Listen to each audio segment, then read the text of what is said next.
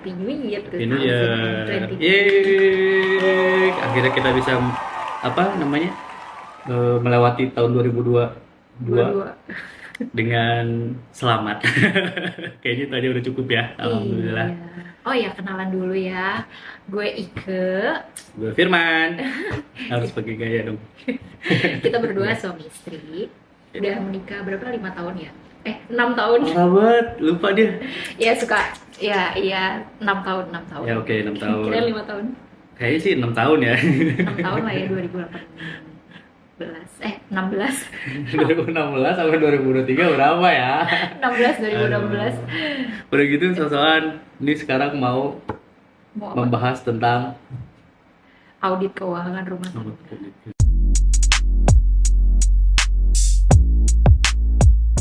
Video YouTube ini dibuat untuk mengawali 2023. Nanti kita bakalan cerita tentang parenting, tentang relationship, marriage, terus jalan-jalan, makan pastinya karena kita berdua suka makan, terus saya juga suka masak. Tapi sekarang kita mau cerita tentang audit keuangan rumah tangga dulu nih. Ya, jadi kita tuh dari awal pacaran, pas mempersiapkan pernikahan itu dulu emang semuanya biaya sendiri, terus apa namanya diatur banget deh keuangannya karena namanya juga biaya sendiri ya gitu kan. Jadi dari situ kita juga belajar kayak oh ternyata ngatur duit gini ya dan segala macam, terus sama belajar dari tentunya financial planner yang ada di luar sana, sama edukasi dari yang bisa kita lihat lah baik dari YouTube, buku dan segala macam gitu. karena ini penting banget ya. Iya, kenapa kita melakukan audit keuangan rumah tangga? Ya orang perusahaan aja ngaudit ya, masa kita apa namanya memperlakukan rumah tangga nggak bisa accountable juga kan, harusnya bisa, makanya kita ngaudit gitu. Betul. Dulu sih ngauditnya mulai tahun kayak 2018 2019 ya. Tapi dulu itu apa namanya kita biasa ngitung expense dan segala macam tuh pakai aplikasi, ingat nggak zaman dulu? Aplikasi apa sih? Nggak tahu, money Lupa. money Pokoknya itu kayaknya itu saver atau doesn't apalah. work Iya, gitu kan. kayaknya aplikasinya dulu belum banyak ke uang apa namanya aplikasi buat nyatat pengeluaran ya. Dan dulu kayaknya pakai aplikasi luar gitu, bukan aplikasi lokal ya. Kalau sekarang kan udah banyak banget nih aplikasi lokal ya yang buat nyatat expense dan segala macam. Kalau dulu belum begitu banyak. Terus kayak apa ya, kurang customize aja nggak sih? Jadi kayak ya udah yang penting dicatat dulu gitu ya. Terus end up failed. Mungkin buat sebagian orang itu bakal bisa berhasil juga gitu ya pakai aplikasi kayak gitu. Tapi buat kita kayaknya kita butuh lebih personal aja ya. Iya, Maksudnya iya. yang kebutuhan kita dan segala macam tuh kadang-kadang ada yang nggak ada di menunya atau apa, terus kita nggak bisa bikin itu masuk ke kategori apa gitu. Atau Iya. mungkin kita juga nggak yang begitu intens selalu buka aplikasi gitu ya, mungkin gitu ya. Tapi kalau yang sekarang itu kita bikin apa namanya? Bikin di Excel sheet. Di Excel sheet gitu. Jadi kita biasanya tiap bulan ya ada review apa Iya. namanya keuangan lah gitu Ya ya. kalau orang finance di perusahaan review apa namanya tutup buku ya, kita juga tutup buku tiap bulan sama. Iya. Jadi kita jadwalin biasanya dalam satu bulan itu ada satu kali lah gitu ya untuk review berapa expense apa kita, terus Udah penghasilan kita berapa dalam on the satu right track bulan nggak gitu. gitu. Iya betul. Jadi ada batasnya ya bisa Iya. dibilang yang mungkin kita set berapa nih harusnya segini, normalnya segini, terus kita udah ngabisin sebulan ini lebih kah atau kurang gitu. Jadi itu butuh diaudit di tiap bulannya gitu supaya Iya. lebih terarah aja. Sama tahu kemampuan sih, kayak berasa oh ada duit kok setiap bulan, punya penghasilan oh segini kok, tapi ternyata pas dicek lagi duitnya ternyata nggak ada atau duitnya udah masuk ke pos lain gitu. Jadi penting banget to make our family accountable juga, dan juga kita tahu kemampuan kita ada di mana gitu kan. Kadang-kadang kan kita ngerasa ah cuma segitu bisa kok beli gitu kan. Ya nggak sih, sering Iya, ya. sering Ya kayak ampun cuma gitu. segitu doang bisa lah beli gitu kan ya. Ya bisa emang beli, cuma kan ada kebutuhan-kebutuhan lain, ada Iya, iya, prioritas-prioritas iya. lain gitu kan yang emang harus didahuluin. Bukan nggak bisa beli, tapi Mungkin lebih di reschedule tar dulu dulu. gitu ya. Kayak jadi kayak kalau mau beli lebih ke kayak lo butuh nggak sih? Iya. Kenapa lo butuh ini gitu kan? Terus kayak jadi kalau mau beli sesuatu lebih lebih balikin lagi ke diri sendiri ya, Hmm, sama hmm, ngobrol hmm. kayak seberapa penting gue butuh barang Hmm, ini, terus hmm, barang ini bakal dipakai berapa hmm, lama, terus ya banyak lah hmm. faktor-faktor kayak gitu. Jadi Jadi, lebih lebih mindful pas saat iya, belanja. iya, iya. Betul, betul, betul. Dan itu udah kita lakuin tuh dari apa, trial error ini dari tahun 2018 kali ya Iya, sampai sekarang gitu. iya, Sebenarnya ini kenapa kenapa penting sih Ibu? Kita harus bahas ini gitu. penting banget sih karena gini, kadang-kadang tuh suami istri banyak banget yang bisa berantem gara-gara masalah uang, tidak Hmm, terbuka satu sama lain. hmm, Terus atau ada yang tidak terbuka satu sama lain, kemudian yang kedua ada yang ya udah yang penting udah gue kasih lo segini ya terserah lo mau diapain gitu. hmm, Banyak hmm. juga yang kayak gitu. Terus ada juga yang bahkan nggak tahu penghasilan pasangannya ya. Pasangannya Ya ada. itu amit-amit sih, cuma Nggak amit-amit ya, emang ada itu kan, merekanya juga pengen seperti itu ya, nggak ya, masalah sebenarnya. Itu iya, kan iya. tergantung, apa namanya, tergantung deal-dealan kita di awal gitu ya. Jadi lebih baik sebelum menikah itu kita udah ngobrolin masalah finansial kita masing-masing, kita punya utang apa enggak, keluarga kita punya utang apa enggak, Iya, atau penghasilan kita ada berapa, itu sebaiknya diobrolkan.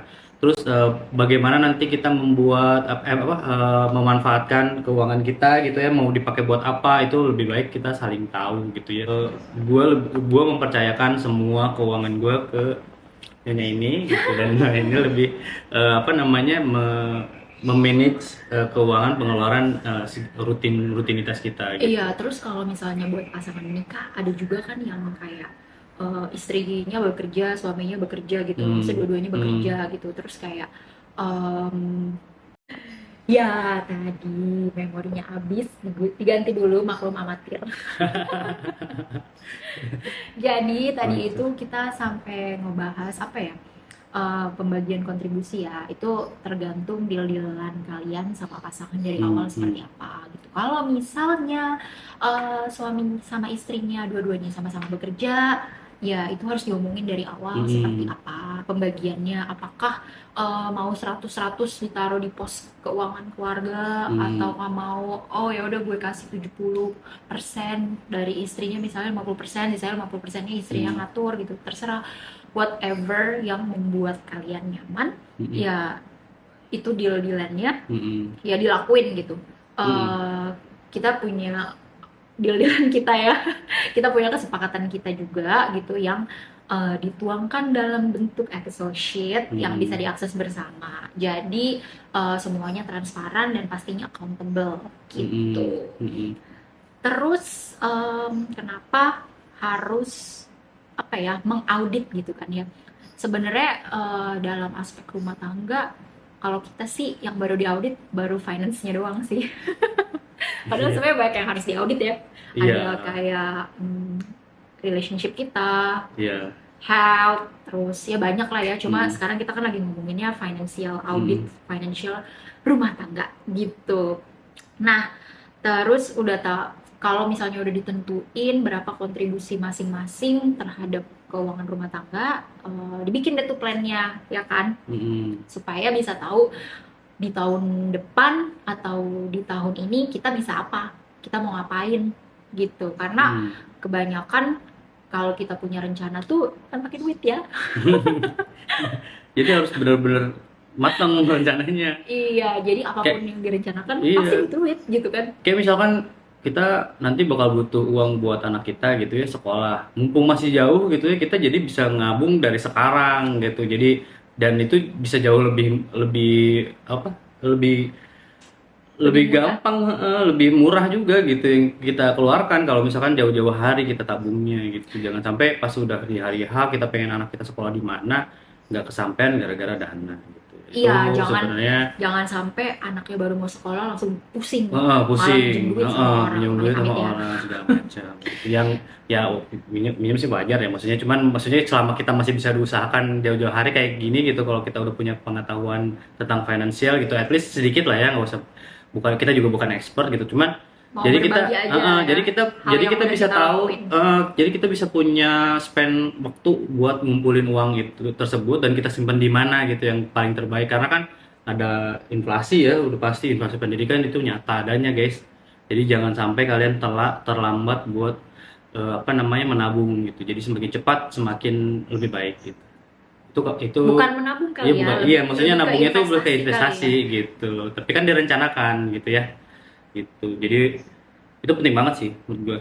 Nah, jadi gimana kondisi keuangan kita tahun 2022 Gimana? Gimana? setelah dilihat ya? Jadi kan setiap tahun nih biasanya akhir tahun biasanya kita ngobrolin apa namanya kondisi finansial di akhir tahun kita Hmm. audit tuh biasanya ya pas malam tahun baru ya, Hmm. atau beberapa seminggu sebelum bulan Desember berakhir gitu kan Hmm. ya. Kalau tahun lalu karena kita ada pergi sama teman-teman buat ngerayain tahun baru, kayaknya di minggu pertama ya, Hmm. habis Aku habis lupa sih.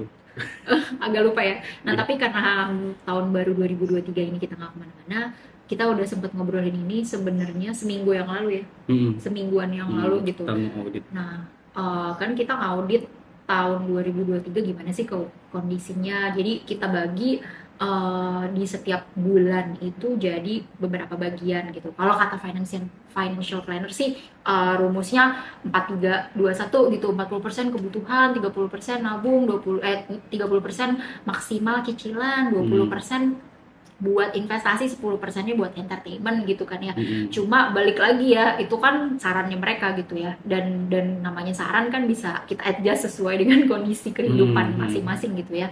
Jadi kalau kita biasanya ada tracking buat penghasilan, baik itu penghasilan bulanan ataupun penghasilan tambahan, Tambahan. itu masuk ke situ. Terus yang kedua, Freelance. terus yang kedua ada biaya living cost gitu ya. Living Hmm. cost ini kayak zakat, listrik, iuran warga, kebersihan, makan bulanan, terus kayak kalau yang ke kantor termasuk uang transport Transport. sama uang makan. Hmm. Terus kalau yang ngasih orang tua kayak kita masih ngasih Hmm. orang tua, jadi ditulis juga setiap bulan Hmm. ngasih orang tua berapa. Berapa Terus gitu. maintenance, karena kan rumah butuh maintenance ya, kayak Iya. servis AC, Oh, terus iya. misalnya mungkin nanti ada maintenance mobil gitu kan ya. Ada Suruh belum WC ya kan. Kalau WC penuh kan nggak mungkin nggak disedot ya. bener-bener. Nah kan maintenance itu kan Ya banyak lah intinya sih, rumah yang nggak kelihatan sebenarnya harus dicatat sih gitu. ya Makanya masuk ada ke biaya biaya maintenance. Biaya maintenance gitu. juga kan ada yang bulanan, ada yang Hmm. 3 bulan, Hmm. ada yang 6 bulan sekali. Itu semuanya dicatat dan Hmm. di Hmm. planning.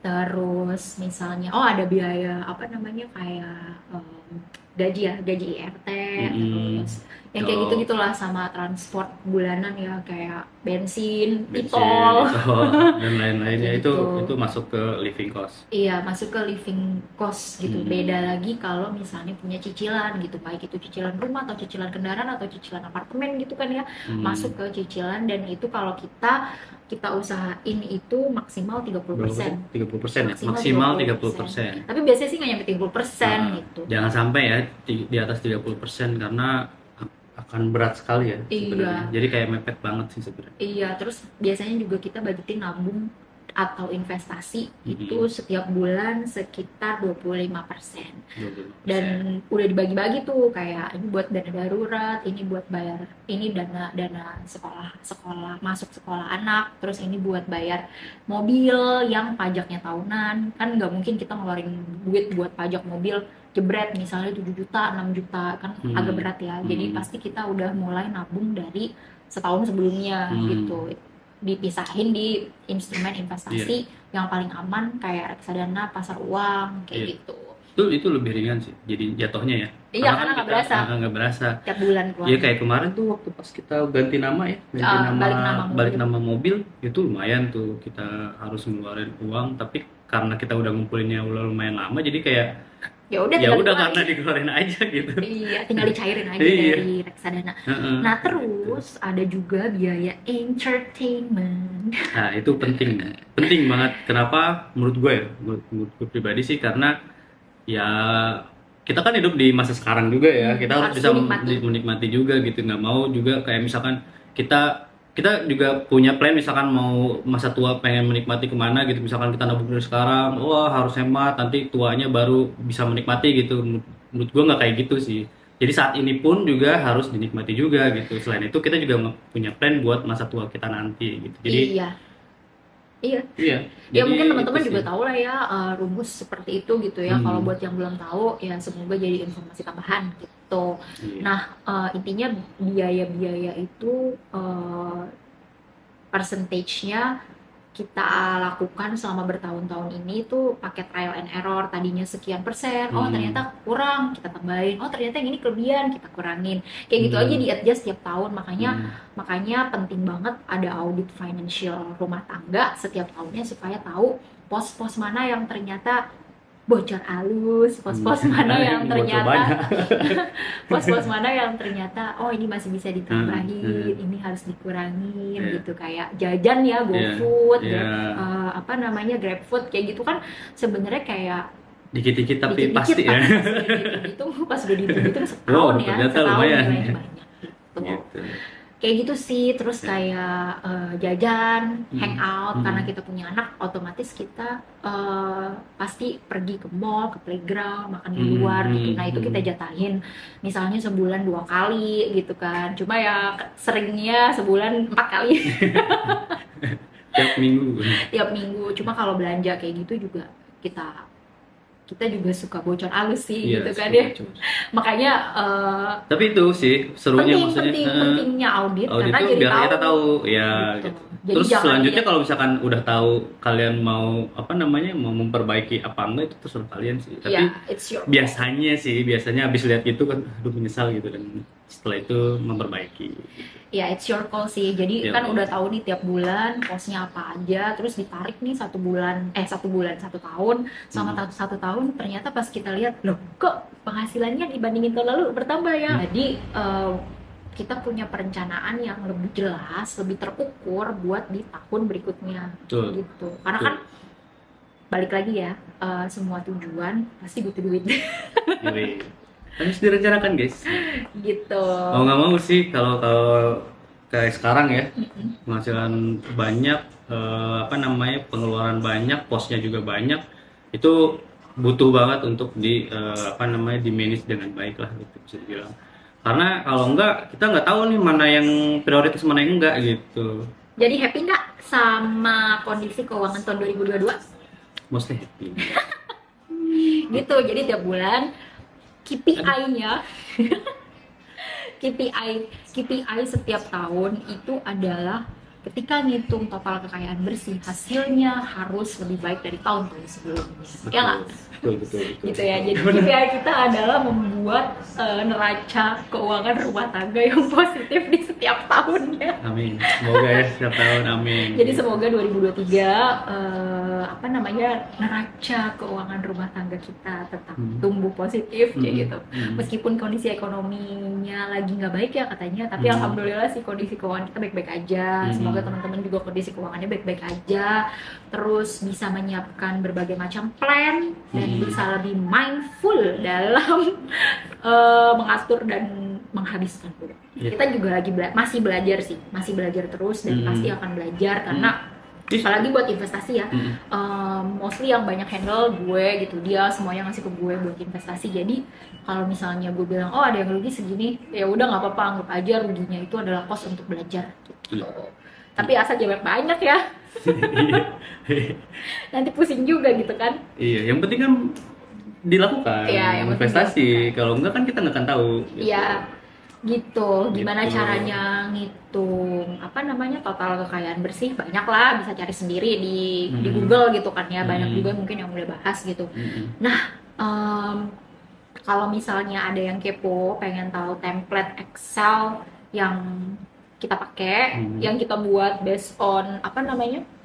Based on kebutuhan kita. Nanti bisa kita siapin sih linknya gitu ya. Silakan dipakai dan di-adjust juga sendiri. Silakan dipakai dan di-adjust juga sendiri. Semoga berguna. Tapi kalau misalkan ada pertanyaan atau apa, komen aja.